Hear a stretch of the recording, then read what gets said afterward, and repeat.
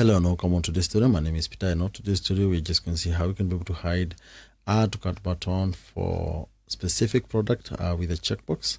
We are just going to implement it on in a very simple way, because on product edit area we're going to have this now tab with hide add to cart. When you just select hide add to cart and you check the checkbox and you update the product, you find that when you're just logged in, you'll be able to see add to cart.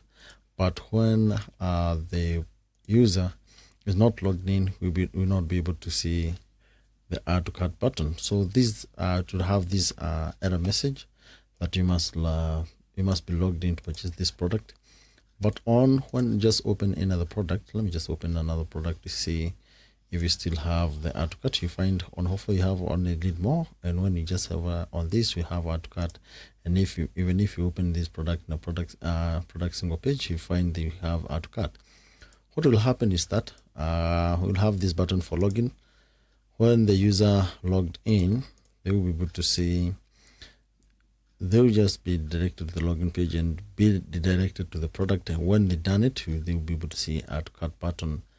That's the tutorial for today, and without further ado, let's just get into action and I'll show you how. So the first thing you just need to do, we need to head over to the dashboard, and on the dashboard menu, we need to install a plugin that will facilitate for us to be able to add the code snippet. If you have been following my tutorials, you'll be able to you can skip this section for the installation of the plugin. So the plugin will just facilitate for us to be able to add the code so easily. But if you know how to add the code using function.php, you can proceed and head over to add it. So but the easiest way and the easiest way I see and the safe way, because you can be able to deactivate the code so easily if you get some errors, is head on over to the plugin and you install a new plugin. So we head over to the button for the plugin, select add new. We need to add a new plugin that will facilitate for us. So here we search for code snippet. Here you have the plugin. It's called Code Snippet from Code Snippet Pro. I've been using this plugin for long, but there's so many other plugins. You can decide to use the one you want, but the one I use is Code Snippet. Install and activate. Once you've done it, you'll be able to see a button here on admin dashboard, and in the dashboard menu.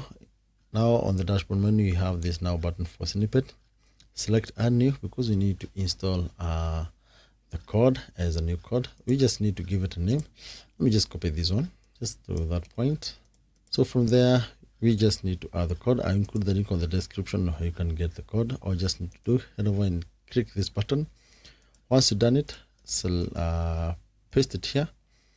I don't think there's much you need to do for this. All you just need to do is save the changes, save and activate. Once now you've done it, let me just open this product in a new tab so that you can be able to understand. So we can head over to any product here.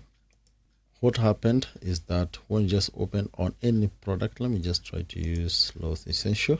Yeah, so you find that now we have now this button. Wow, let me just deactivate here and see if, let me just deactivate. And once you refresh in the product edit here, you find that we don't have this hide add to cart. It just disappears. We don't have it. But once now we activate the snippet, now once you've done it and you refresh here, you'll be able to see we have now the button for add to cart. So what if we just open this product in a new tab? We are not logged in and we can be able to see add to cart button. So let me just head over here and head over to hide add to cart and check with the checkbox and update. Once that is done, let me just open the private page here, and you see, even if the product was in the cart, let me try to add the product in the cart. You see, you cannot be able to purchase this product, and you see now we have this error now that shows customer must be logged in to purchase this product, and they have this login button. Once they log in, they will be redirected back to the product, and they can proceed to check out the product.